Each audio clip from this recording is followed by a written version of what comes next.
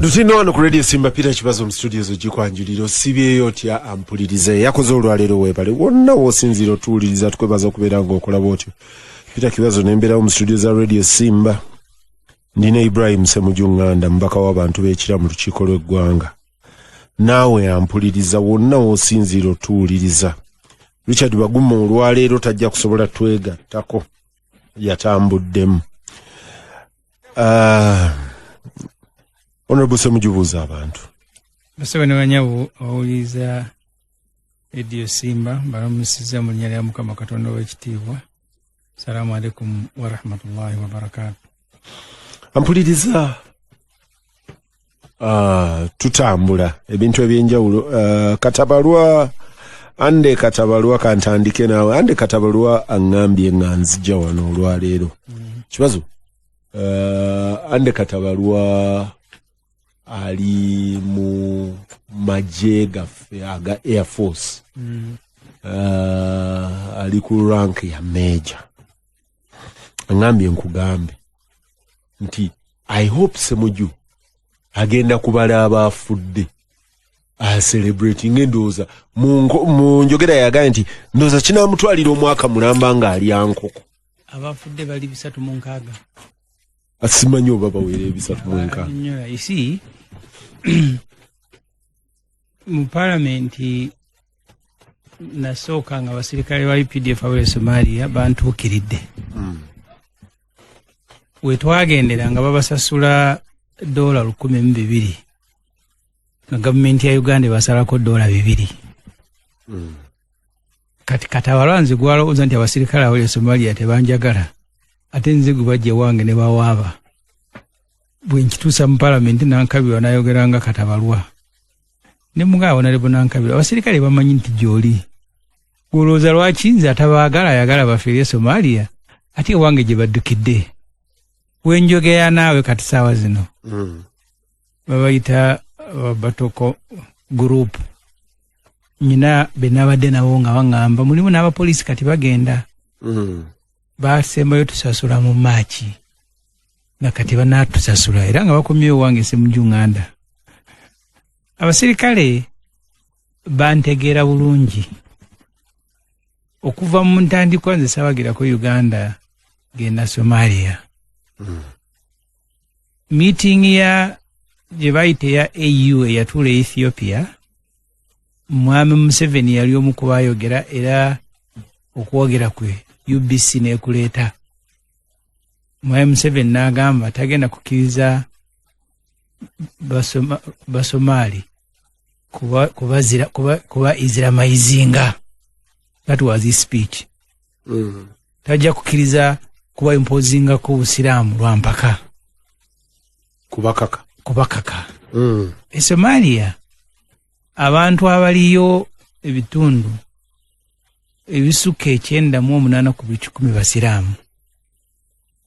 Museveni waganda kimututte Somalia kulwanyisa butabakaka Busiraamu ku nsi y'Abasiraamu. Nze Omusiraamu oba nsuubira ki? Kinava ngamba nti mu lutalo olwo nga Museveni ye waawagira Abasiraamu butasaasanya Busiraamu eri bantu nze mpagira Basiraamu era n'olwaleero bwe nkyali mpagira Basiraamu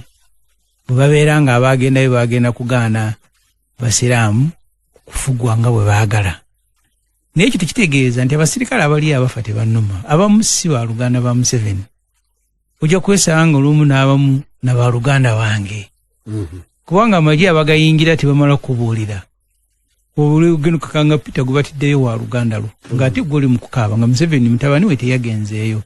So basirikale abaafiiridde Somalia mbasaasira naddala famire zaabwe kuba zo zaafiiriddwa abaami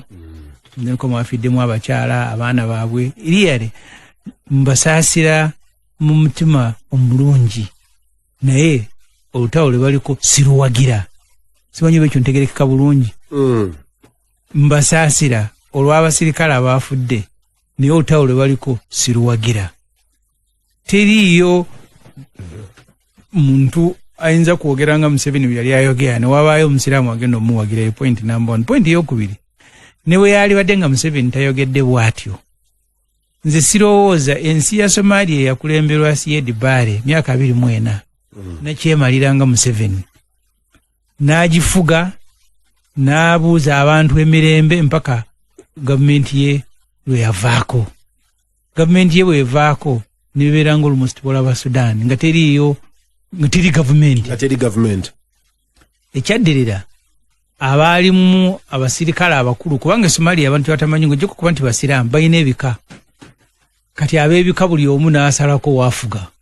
N'afutwalako be bayita warlords. Ensi neggwawo. Yet Somalia yabirinako n'amaanyi n'erumba ne Ethiopia n'eyita Cuba egiyambe. Ebyo byagenda okuggwa abakulu b'ebika clan leaders ne ba imam bamaseeka abakulu mu Somalia ne batuula ne bagamba tukomezaawo tutya ensi yaffe. Kwe kunga Abasomalia abato ne babakolamu amagye ne bateekawo gavumenti gye baayita eya Union of Islamic Courts. Union of Islamic Courts nesooka neekulemberako ekitundu era nga gyeri waliyo emirembe. Singa walabanga TV abakazi ngaaga nti bukyanga tubaawo ntwabanga emirembe nga gye tuyina ne bagenda ku pooti y'ekisumaali na buli wamu. America nga tebaagala ne Ethiopia nga tebaagala. Abantu batekutegeera nnyo obuzibu obuli wakati w'ensi ezirinanye Somalia, Ethiopia naddala Kenya. Kenya erina Abasomali ndowooza miliyoni 2. Ne Ethiopia erinako paati Abasomali gye baga nti eyo yaffe bagikaayanira. Ethiopia bwe yabawulira nti kati bamaze ebitundu ebirala byonna balina 5 star mu flag yaabwe. 5 star ezo zitegeeza the greater Somalia, si wali wokka wokka. Nebuli Somaliland, abali Ethiopia, abali Kenya. Boye ensi gye baagala kati Ethiopia nega abagayi bano banaatereera. Bayinza otuddamu nga luli lwe baatulumba ne tuyita Cuba tuyamba. Ethiopia neerumba. Ng'olwewulidde nti ebitundu ebirala byonna Union of Islamic Courts kati bigiri mu 5 etandise kwolekera Mogadishu n'ebitundu ebirala. Ethiopia mu kulumba erabika America yagiregera because America n'olwaleero ekyaliyo neyo kuva lwe batta America ne babawalula ku nguudo. Kati ereeta nnyonyi tekyaweerezaayo musirikale n'omu. Ethiopia bwerumba kati America kwangwa negenda mu UN efuna resolution nti baleeta amagye ga UN gagaane Union of Islamic Courts okuwamba Somalia yonna. Bwe tutyo bwe twagenda kati Union of Islamic Courts era ne bagikuba America ne Ethiopia ne bagizze mabega ne bagikubira ddala ne Kenya oluvannyuma. Kakati Kenya yayingira nga bamaze kugirumba. Kati ekyavaamu kyekyali ne mu Batalabani. Abatalabani gavumenti yaabwe yali ewambi obuyinza ng'ebujja ku Northern Alliance yabeerangayo. Abatalabani kigambo Taliban mu Luwarabu kitegeeza muyizi. Twalibu ye muyizi omu ng'ogamba student. America yamala okuwagira bamujahideen ne bakuba Russia ne bagigoba Afghanistan. Negenda ennaku zino mu kitabo bakiyita My Enemy's Enemy. Yes. Abamujahideen America be yawanga sente bakuba Russia nedduka. Ati nebalekawo government nebakola pusingako ensi ne descending into anarchy. Kakati abayizi ne beekuŋŋaanya ne beekola mu Taliban yali movement y'abayizi mujye mumanyi nga Abatalabani. Ne bakuŋŋaanya ne beesonda ne bagamba katutereze ensi yaffe. Kati America negamba muli batujju. Olwaera America yatula n'abatujju e Doha nekkiriziganya nabo. Gavumenti gye yali ewagira ng'egiwa ssente empitirivu n'ebyokulwanyisa yagwira mu ddakiika emu nga America egenze. Kyekiri e Somalia. E Somalia Al-Shabaab mu Luwarabu kitegeeza bavubuka. Youth. Al-Shabaab abavubuka. Bamala okusuula gavumenti ya Union of Islamic Courts. Abavubuka be yali ekuŋŋaanyiza abaali bataddewo emirembe. Bali bamaseeka abakulu abamu ne baduka ne bagenda e Yemen bano bavubuka ne beekolamu omulimu. Kakati ne babadikiriyalinga abo batujju tebajja kufuga. America ekuba, Uganda ekuba, Ethiopia ekuba, Kenya ekuba, baleese Djibouti, baleese Burundi. Tumaze Somalia emyaka 17. Tubeera tutya nga amagye nga Museveni yagenda mu nsiko emyaka 5 n'areizinga amagye ne gajjako gavumenti ne gakwata obuyinza naye nga mutraininga amagye okumala emyaka 17 nga tegasobola nga nammwe mwennyini abaze bayambako tegasobola abawa security. You see, Somalia abantu baleke kulimbibwa. Teri bantu 800 bayinza kuteekateeka nga batugende nti abalumbye enkambi babadde abantu 800 ne beteekateeka ne batambula okuva gye bavudde ne balumba ne bukya nga bali awo ne bagendako ne mu kibuga ng'abantu babujjo tebabawagira. It is not possible. Abantu ba bulijjo Abasomali ababeerako mu Union of Islamic Courts bo baagala nga ne part of Afghanistan we yali buli omu ajja kwagala gavumenti eri strong esobola omuwa security ne waabeera nga tagiwagira teri yagala kusula ku nsiko. Kati olwaleero America kye baayitamu nga bali Afghanistan naffe kye tuyitamu nga tuli Somalia. Unfortunately ba America bagendayo nga bagenze kulwanya interest za America. Ffe kati wano twagenzeyo nga tulina interest ya Uganda n'emu. Wabula amagye gaffe abaana bafiiriddeyo galinganga omusajja kati alwana Sudan Hamdan baina mu kitundu kino ekya Sudan ekirinaniganye ne Chad ku bode no ne Chad ne mu Chad ne mu Sudan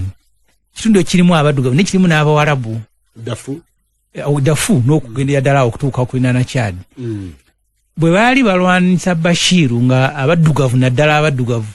abamu era kyovula ina ebya Sudan byabalimu okutegeera n'abaddugavu abasinga obungi baali basiraamu naye nga bakooya Abawarabu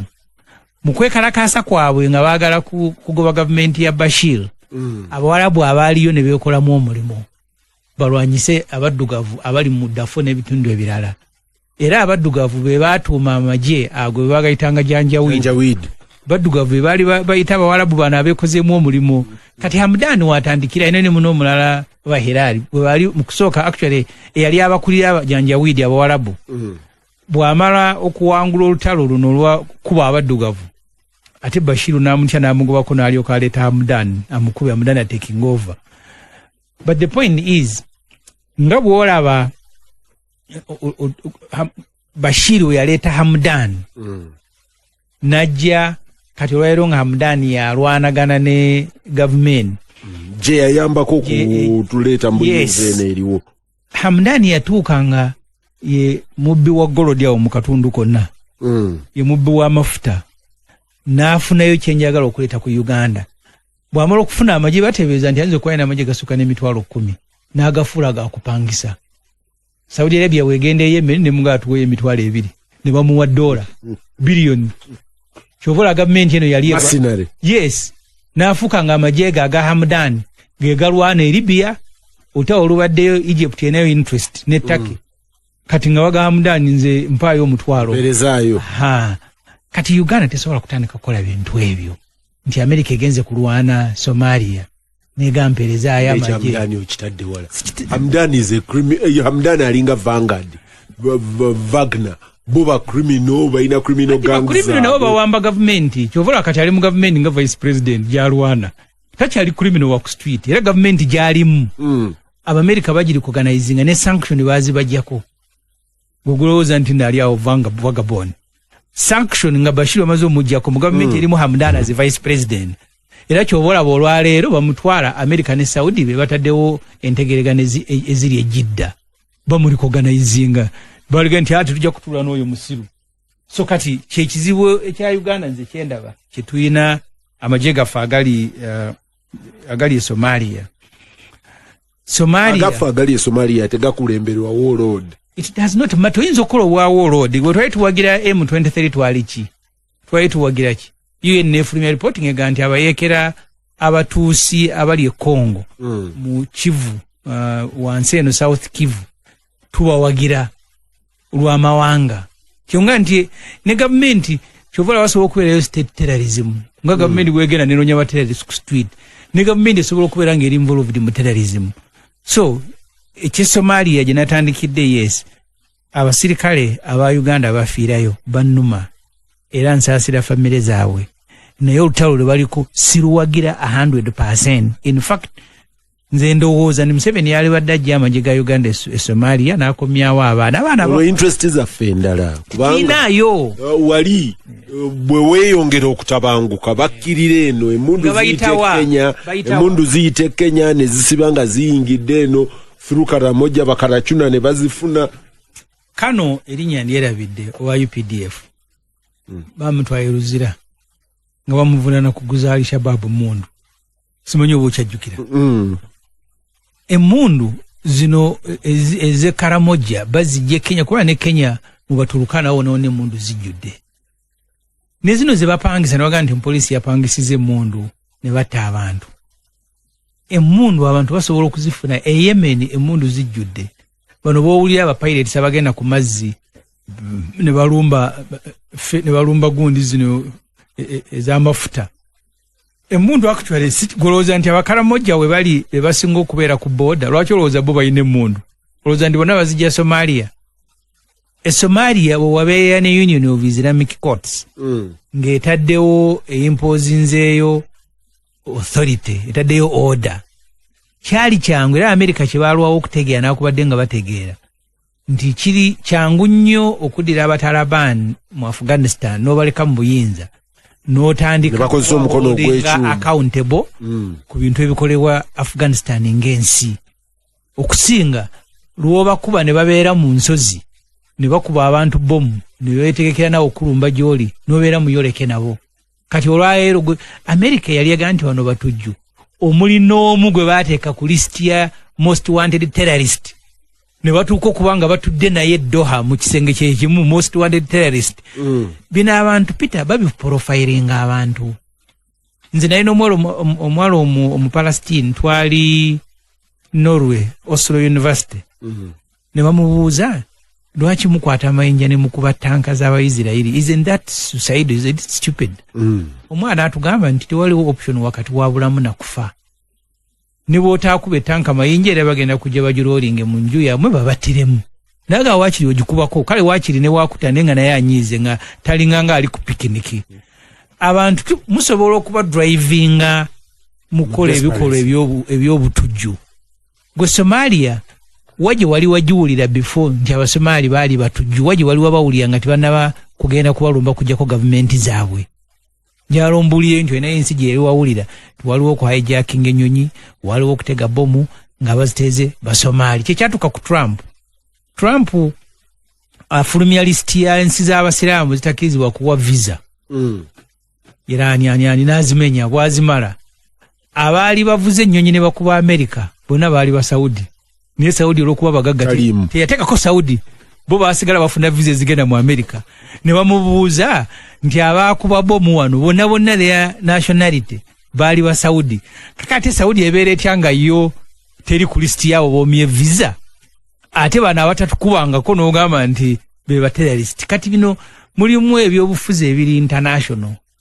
bwe baba tebaagala gurupu emu ekinzeyo kali akatabo aka the Confession of an Economic Hitman America bayina interest ezaabwe mu buli nsi yonna Uganda abakugu ba UN bwe baafulumya report ne batugamba nti Uganda ewagira abayeekera ba M23 ne Rwanda Nankabirwa Ruth yali Minister of State for Defense yagamba nga ali ku media center nti ekitutte Somalia tuyinayo security interest za Uganda emundu ziyitawo nga bw'ogambye ne zituuke Karamoja manya nti nno tetulinawo awo no border abalina border ne Somalia ye Kenya simanyi oba ne South Sudan yayinaako bateyinaako tetulinaanyeeko Somalia at all naga ne emundu ziyitawo bazajjanga na mukoka Katonda yamanyi ne zituuke Karamoja bwe batugamba nti muwagira abayeekera UN ne tukondemminga Kulai gye yasooka n'agamba nti fenga Uganda tugenda kuva ne mutawo lwa America tugenda kuva Somalia wekalakasa ekyali kitutteyo okulwanirira ebya Uganda kyali kirazeewaawo saawa eyo so n'ekyo n'olutalo olwa Somalia Mwai Museveni yalugendamu kubanga nkuzaayo wali Museveni ng'asimbula ku kisaawe ky'ennyonyi Entebbe agenda ebweru abasirikale abazze omusiibula kuliko ebiseera byali Brigadier kati Major General Stephen Kashaka kuliko kati omugenzi yafiira ndowooza ali ku ddaala lya General James Kazini,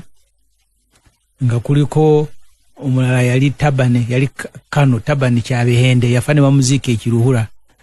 Abagamba nti bwe tuba yasooka baga nti muli mu kibuga muli mukola bwa malaya, revolution yagenda kufa. Manyi ye Museveni okubeera mu buyinza, it is a revolution. Muli mukola bwa malaya, tulina okukola ebintu bisatu okuuma revolution. Ekitegeeza okukumira Museveni mu buyinza. Ekijja kubiddamu n'ekimu ku byo kyali nti ng'oyagala okubeera mu buyinza olina okubeera ne America ne Bungereza, South Africa ne Tanzania nga mikwano gyo. N'abagamba mmwe ekimu ku byo kwe kuloonya kugenda okujja abaana baffe abamaze senior y'omukaaga tubayingiza amagye babeere nga bakomanding amagye, era n'alonda Stephen Kashaka nga CPC, Chief of Personnel and Administration, n'atandika okuwandiisa abaana baabwe ne bayingira amagye katwero bowulya nga bagakulembera. N'agamba eky'Amerika ekyo bakimulekere foreign policy ajja gikola. Kati mu kwagala okufuna America nga mukwano gwe, Museveni ebintu ebyazaakola biri deliberate n'abantu babyerabira. Kugandi America nyinza gikolerayo ki? Yatuta amagye gaayo e Somalia. Abasomali ne bakuba America ne babasibamu emiguwa. Nzijukira Farai did. Yes. Ne babawalula ku street. America ne balaba abaana baabwe nga babawalula ku Collins.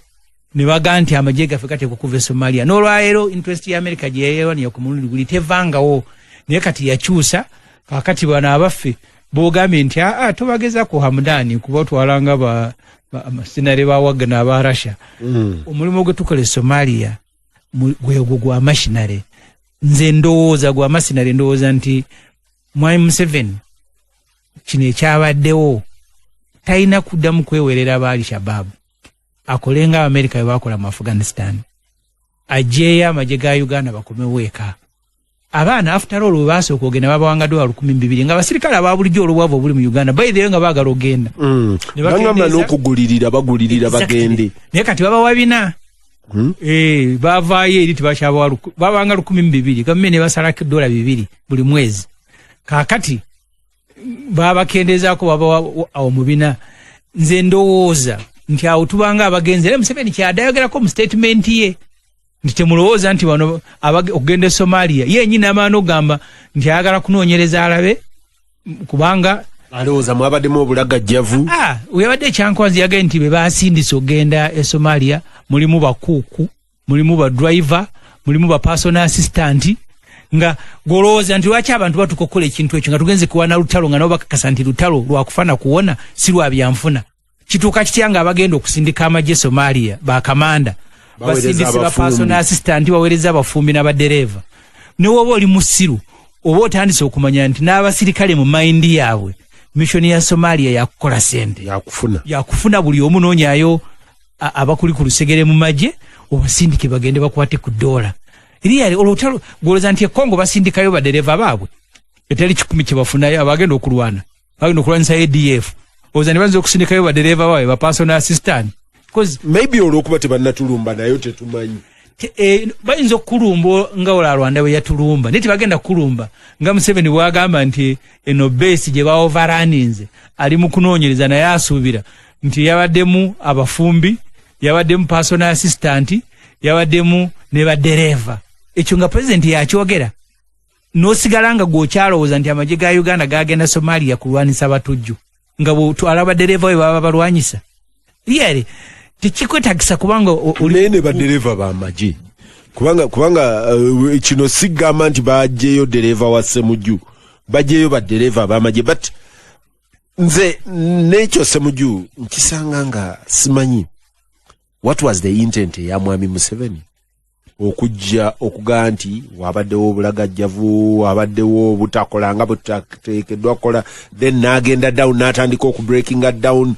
failings. I mean, what's the intention? Kati ne opponent eri amaze okumanya nti wana wali banna Uganda banamba lujega. Soka Museveni yagambye bataddewo board of inquiry. Bagenda kunoonyereza batubuulire naye nga tebana kunoonyereza ate yena atubuulira kati gosuubira nti ripooti egenda kuvayo wakanya bya Museveni nga yazze n'akugamba nti ekyakubiza amagye ga Uganda e Somalia byebino wammanga naga ninga mbazo biwulira kati ntaddewo n'okunoonyereza kati abasirikale yagala baveeyo bagaye nti president yawegedde bya bulimba isi Somalia waliwo cover up mu bintu bingi ekisooka tebatubulira amagye gafudde babuuza nga bagamba nti balinze African Union ne babulire African Union ye yabadde mu base gwa African Union atoga nti olinze African Union ne kubulire ninga gwe African Union gwa baddeyo tebatubulira abasirikale bameka abali Shabab be bawambi tebatubulira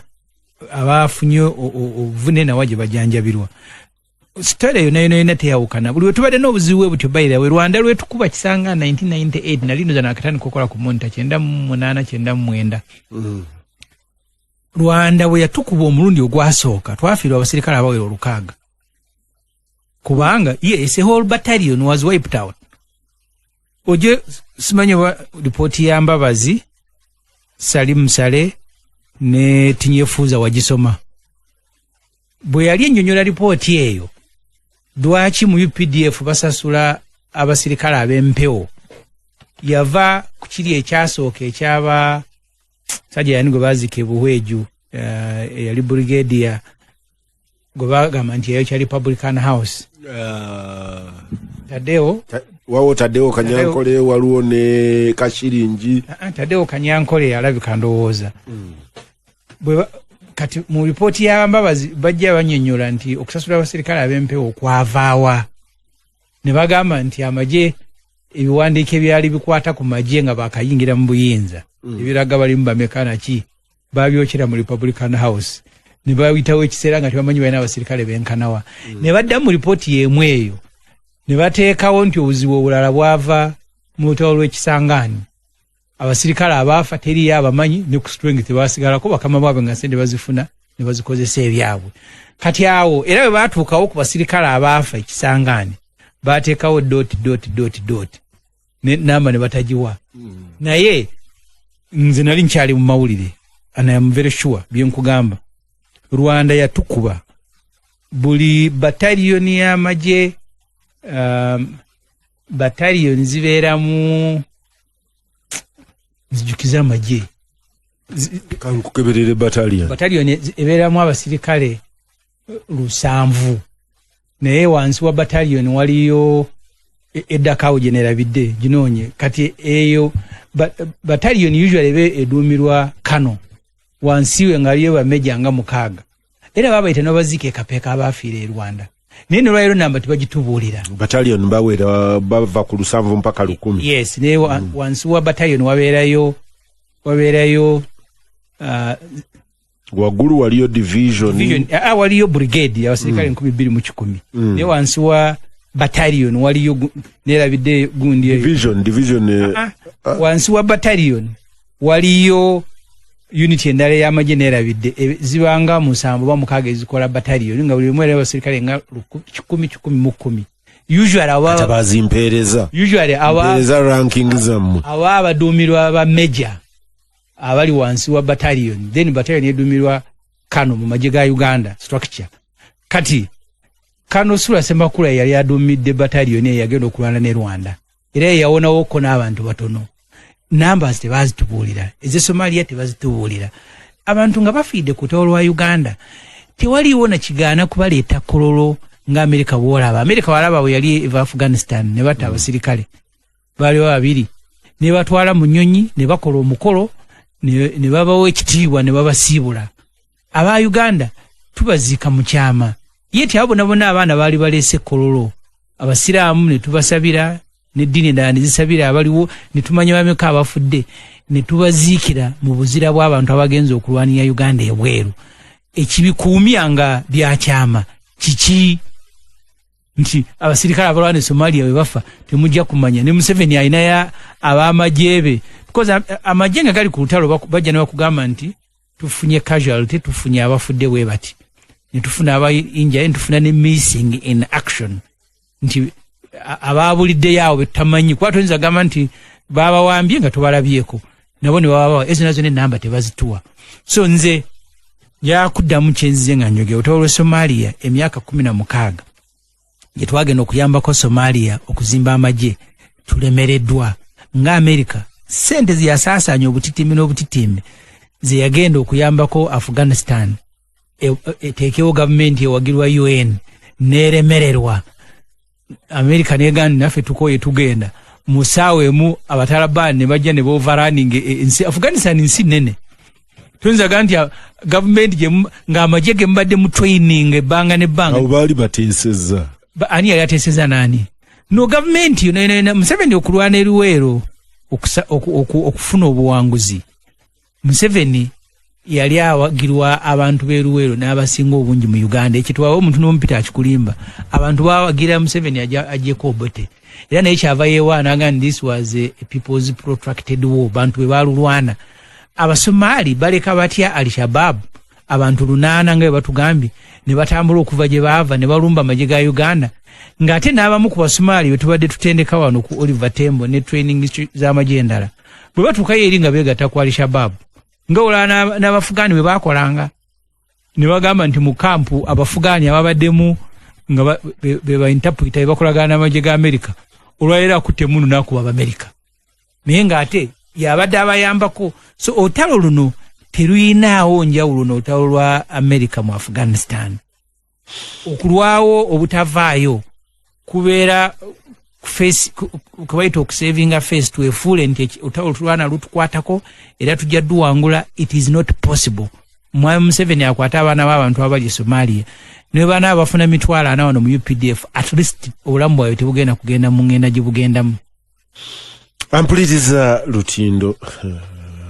kibuka byompereza bingi zisagala kusoma majje mpereza modern hierarchy ya majje nendooza ebyo bingi kino kibadde kyangu wansi wa brigade mulimu division 3 wansi wa division mulimu brigade 3 atubulire wansi wa battalion waliyo gundi mekanzera bidde ekyayina okutubulira wansi wa wano waliwo brigade division wansi wa division sijukiro oba tugenda kukinonyako ampuliriza nkomawo bwenkomawo okuva mu birango Ssemujju Mwami Museveni yawadde bagiyita executive order wandiise mpanvu ne specifically njagala kudiringa n'ebintu bibiri mu yo ekimu yagambye abalaalo tebaddayo okugenda mu mambuka ga Uganda n'ente zaabwe nga bagenda okunoonya omuddo oba okusengayo ekyo kimu ekyokubiri yaweza okwokya amanda Mulango Acholi West Nile ne mu Eastern Uganda teyabadde very definitive nali wano nga mbuuza Eastern Uganda bategeeza ne Busoga but ebyo kitegeeza ki kino kubanga ali ewuwe kati olwaleero kino kimutegeereza ki Lutindo wano ku Radio Simba pira kibazo mu studio zikwanjulira nina Ibrahim Ssemujju Nganda Baguma Richard akugamba nti gyali akuwuliriza era yakakasa nti mu byoyogera mulimu obulimba buyitirivu ne Baguma bwa identifying oweereze message ono omulala akugambye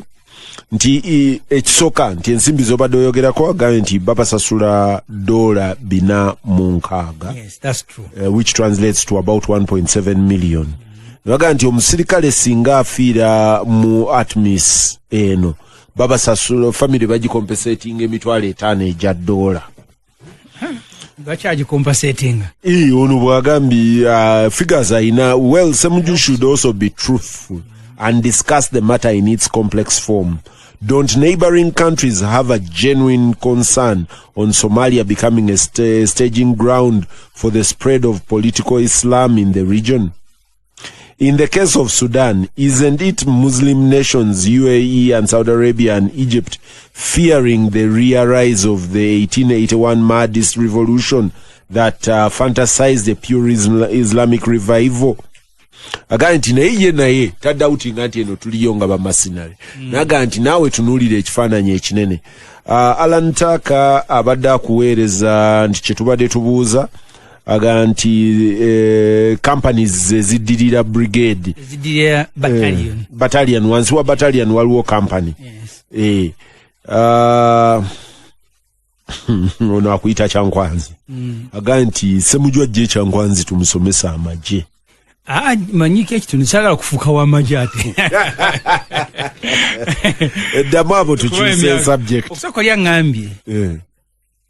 political Islam bw'ebeera nga abasiraamu mu nsi nga bebasingamu obungi ne bagisalawo nze sigiinaako obuzibu bwe ngiinako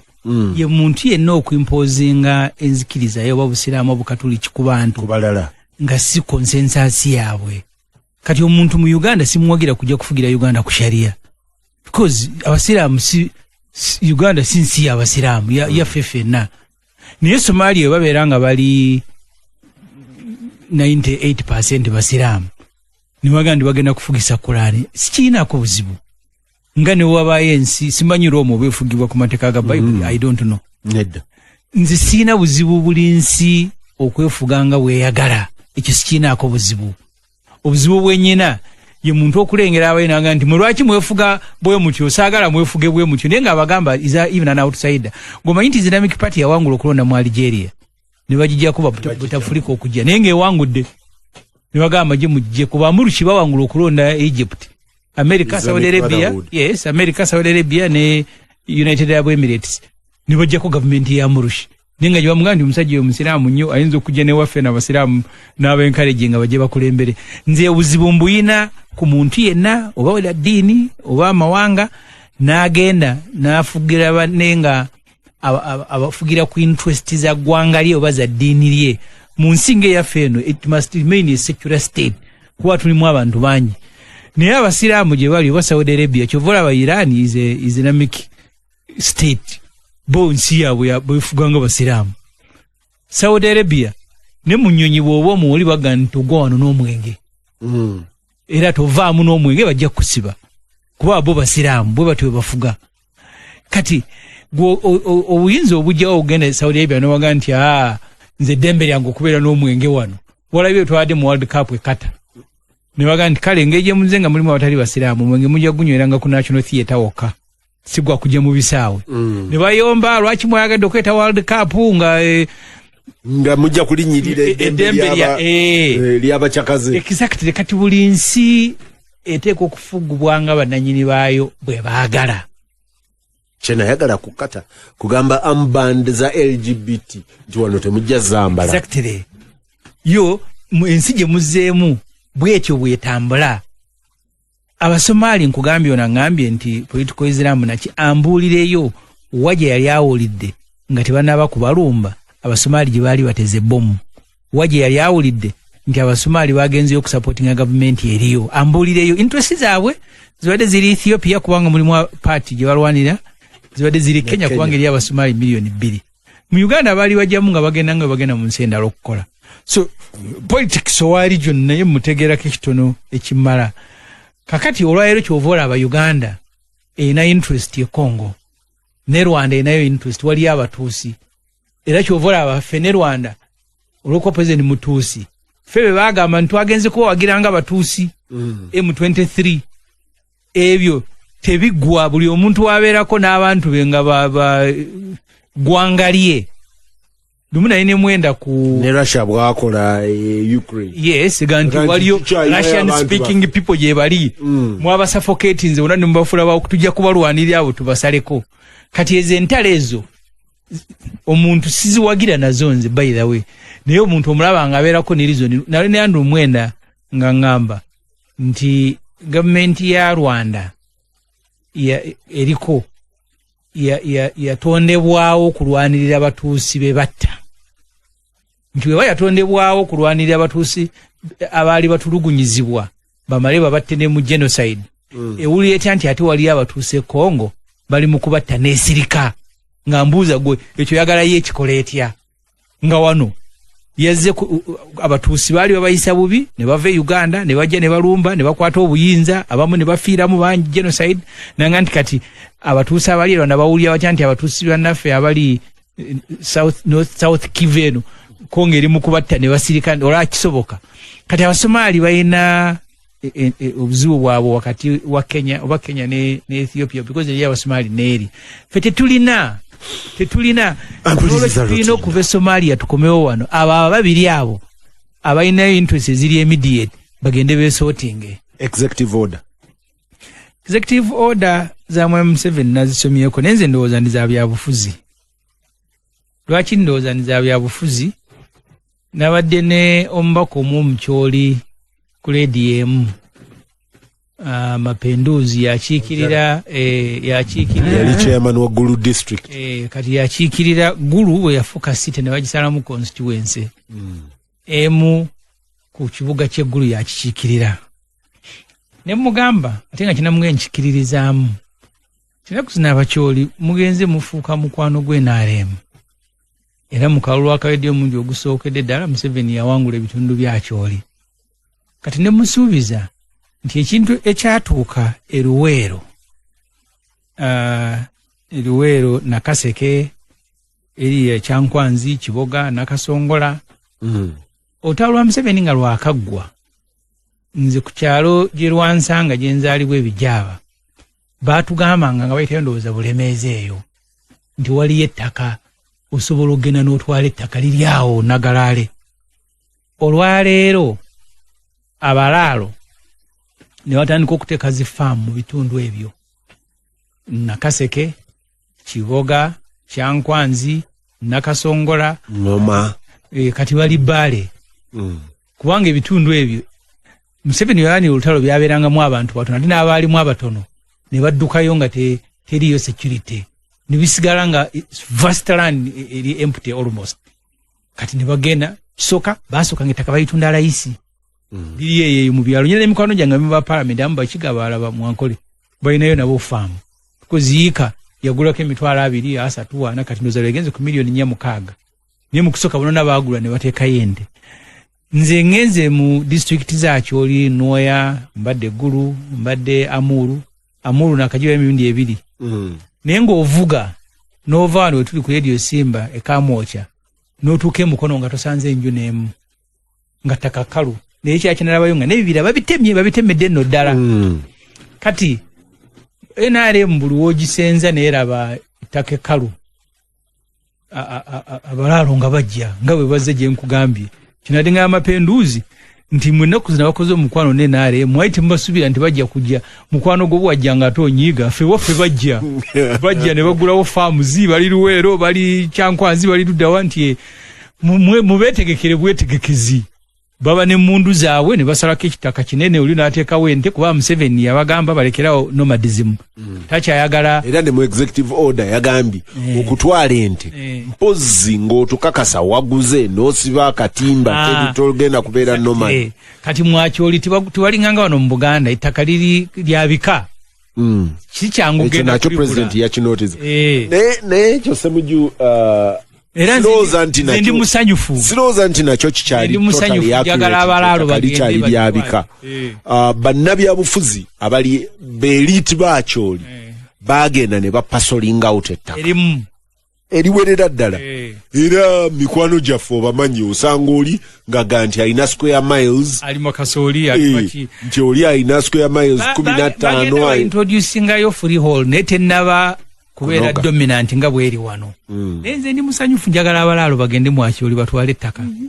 nga bwe balitwala Luweero ne balitwala Nakasongola ne balitwala Kiboga Kyankwanzi Bbaale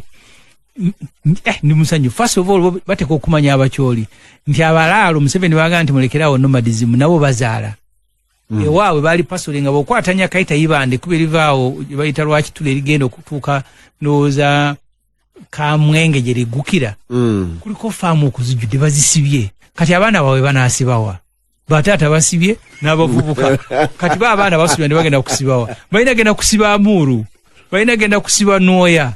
enjagalira ddala bagende basibeyo Abakyoli bamanye nti bw'okola omukwano ne Museveni ne NRM bino bye bimu ku byofuna balina okujja mikwano gyo ne baliisizaako ku nte zaabwe mu kasooliwo ne basalako ettaka ne balunda ngaffe wano bwe twakwa nabo mukwano ne bawangula obote ne bayingira obuyinza ne batusasula kugenda Luweero kusibayo mafaamu Nakasongola wano Kyankwanzi badde olabanga gundi Lutamaguzeemu kubimulwanya alwanirira abantu kuba abo square mile Museveni ettaka lyalina kwalundira ente biri ebyalo 8 egomba Owa abatandise okuyita eno ku luguudo lw'Essembabu babirayo nakwalooza bakubye endulu bagambye eriyo oli yakwata video ng'ente zisala nga babayimiriza anti ente za Museveni tebazikubira ng'ombe mujja zikanga era waliwo obulwadde buloka nze ko mani aliita mudda oziyita oziba ziyitawo mulina okuyimira side ne side ente ne zimala okuyitawo ziriko n'abapoliisi abaziwerekera kati otubyogera ano balooza ntusiga bukyayi kakati beebo kasita bakwano baabalungi ennyo bajja mu kitundu otuko kuba omutima omulungi n'obaleka ente zaabwe ne ziryako kasooliwo kikibadde wano kati kyenagambe mapenduzi nti mapenduzi go tokimanyi nti bw'okola omukwano n'abalaalo ende ziteekwa okwegiriisiza akaawo kati njala zigende Nwoya Kitugumu zituuke eri Ramwo Baguma Ssemujju omuwulira ate Baguma agamba ki bw'obeera ne mukwano gwo Peter mulimu byogumira kati omukwano omupya wakyolo gwe bakoze n'NRM Museveni kwa neewuunya first of all president waga nti abalaalo tebalina genda mwakyoli nga yabakkiriza ogenda mu bitundu ebirala lwaki akyoli efuuse nga yo gy'atayagala bagende bukibeera nga nomadism n'obulaalo genda okutwala ente kibi ayina kugenda nga abakuŋŋanya buli gye bali n'abazaayo gye baaviira ddala originale naye kati omukwano gw'ebyobufuzi eno tanaakwagala bagendeyo ye tibalina okugendayo kuba abazadde mugambye nti ettaka ewaabwe balisibye eriweddeyo balina genda kulinoonya wala kyava agamba nti okujjako ng'oguze n'osiba n'akatimba awo tewaliyo problemu era babalinde kuba sente bazirina ate ekyamanda kuba naawe okkiriza nti amanda abasajja ba shreddings amanda nakugambako olumu twali tutunulira bya butonde ne mugamba Peter nga nkyali chairman wa Kosase aba forestry authority bangamba nti buli mwaka tutema ebibira hectares 9 naye sente ze tubawa biliyoni 4 bali plantingako mu theory 3,000 hectares ate nga tikikwewuunyisa nze nga ndi mu senior 6 senior 5 kyenda mwena o ndi Masaka secondary kyenda mwetaano twagenda mu trip ya geography nga tugenda ku Lake Mbulo naye Lake Mbulo ebiseera ebyo olwawetanga nga wakaveerya ntonde mu neekongolera omwo ng'ebisolo mu ebiri ne tutambula Lake Mbulo nomuyita mu njovu ne mugenda eyo ne ku Lake tetwatuukayo naye ngenda okutwalayo abaana bange lumu mu Desemba ne mbagamba mujje ngende mbalamuzeeko Uganda sula embalala enkeya ne batwala ku Lake Mbulo twavuga nga noonya Lake Mbulo ngenda okulaba nga ndi ku nnyanja nga Lake Mbulo nkyagiraba naye ne wanga nti kalinaku zino bagenda babajjayo ne baddayo so abantu ebibira bagenzi babisala mu buli kitundu kya Uganda ensonga ezisalisa abantu ebibira nyangu nnyo okutegeera buli population lwewera pressure ku ttaka yeeyongera munene gye n'omuntu ng'angamba ate nga mu myaka 2 kisuubira nti Uganda egenda kubeera n'abantu miliyoni 8 in the next 20 years kuba tukyazaalira ku 3% buli mwaka nti mu myaka 2 okuva kati tujja kuba n'abantu miliyoni 8 miliyoni 8 ezo abafumbisa amanda beeyongera kuba tulemeddwa amasannyalaze ogateeka ku ssente entono ne gaasi n'abantu mu bungi bweyongera n'abagakola mu ssente in fact kinaade simanyi kinategedde nti amanda tugatunda ne Kenya mulimu lolezi basindika ne zigenda zitundako mu bitundu ebirala ebibira okusobola okubisigazaawo singa tubitemamu mbaawo maybe na miti ebintu ebitonotono bwe bityo tibyaligendedde ku speed gye bigendera naye nze mwamuuru gye nasembyeyo okutambula Peter nga mu nsiko olengera nsiko nsava bulungi ettaka lyayo sava naye ng'olengeramu batema manda na loole zitambuza manda kati ekyo omwami Museveni ne wanaaleeta executive order tetandikira mu kutema miti etandikira mu kubo kwata loole zireeta manda n'oga nti kati okuva olwaleero onwards sikyakkiriza loole zireeta manda bwe banaazikwata tugenda kuddamu agenda kyamuza kugamba nti abantu 98 ku buli 100 bafumbisa nku na manda kakati bwogawera kyamuzi honorable Ken ono munnamawulire bwogawera abantu banaalya executive order kyetegeeza ni Museveni njonga nti abantu tebafa yafulumiza ya theory tegenda kukola na kati saawa zino bonayimirira ku buli Luweero because ebyamaguzi nze bwe buli wentambula mu Uganda Peter neetegereza buli kubo nendaba biki ebisingako okutundibwa ekkubo lino ery'Luweero gye lisinga okuvaako amanda bubona abo tambula kiwa attention ene wa Museveni yagambye nti bafuna obugagga ja kulaba nte mbuzi matoke bo bakola bona kwata luwero ojja kusanga nga ojeke muruke zambuke Sudan naki ezamanda nga nyinyi obona muna kasongola eriyo munyivo yaga nti Ivan Wanume Musoga nti bowera amanda okuva choli nti bo ogambya agabwe ewabwe bateme then abuze ekibuzo kya fitina ndoza Siraje yakibuuza wano nti omucholi ali e Kampala afumbisa amanda agave ewabwe eyiganga naye agave choli galeme kujja no nze mukulaba kwange ng'omuntu kyenkugambye ndi Ivan Wanume kino kiri scientific bwedda ku Bombo Road loole ezireeta amanda gye zisinga okuva bw'okwata eryaffe eriva Masaka oyinza n'okuvuga okuva ekyengera n'otuuka erukaya nga tonaakusangayo loole y'amanda kati ekyabantu batunuulire ekyakireetawo nti ebbanga abakyolire baamala nga bali mu ntalo ebibira n'emiti byakula nnyo okusinga ebitundu ebirala kuba abaali badduseeyo nga bali mu kampu n'olwekyo kati waafuuse nga bw'olaba nti kati loole ezitikka omusonyi ezisinga obungi ziva Lukaya n'ezitikka amanda ezisinga obungi ziveeyo ekyo executive order kyeyaze okwadwesinga naye nekyadwesinga mu bukyamu wano gavumenti yagendako netugamba neyisa polisi ey'ebibira netandika okupangisa ebibira emyaka wakati wa 28 naye byapangisa ebibira bonna babitema ne basimba kalitunzi ripooti ya auditor general mulimu n'abasimba ebijanjalo n'ebitooke kati ate badisaba baagala actually Mawanda yabadde wamu asaba we babadde babawanga ttaka lya kibira baba wewu freehold title ati kati waki banabeera nga tokyayinza nakutwesinga nti kyali kibira nga tokyayinza kutwesinga nti kyali kibira naye Peter nga tonaba kunta ndeese olutalo oluli mu kire ku Namanve kawungezi k'olwaleero UPDF yekulembedde abaleerwe ndeese basennenyu z'abantu bakaaba omukyalo omu enju ku railway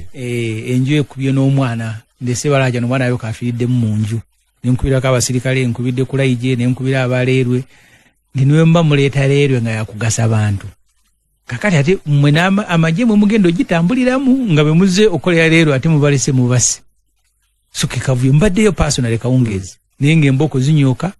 abantu bwe bagezaako okwegugunga UPDF ng'ekookinga mundu balese tractor zisenda waliwo ekivubuka nkisanzibwa ng'eyeyinginiya naye kitumba abo bakyavuddewa agamba mwagala okulemesa projekiti ya gavumenti mugaye gavumenti si yegenda okulinnya leerwe gavumenti erina duty okulaba nga abantu baayo neweebeze kuleeta leerwe tereka miranga ku kyalo nensubira maybe njogedde n'abamagye katusubire balina kye bajja okukola because tusobola kubanga UPDF yekulembera eviction kati buli wanaabeera eviction UPDF yekulembera ampuliriza Lutindo wano ku Radio Simba tusinkane nate olunaku lw'enkya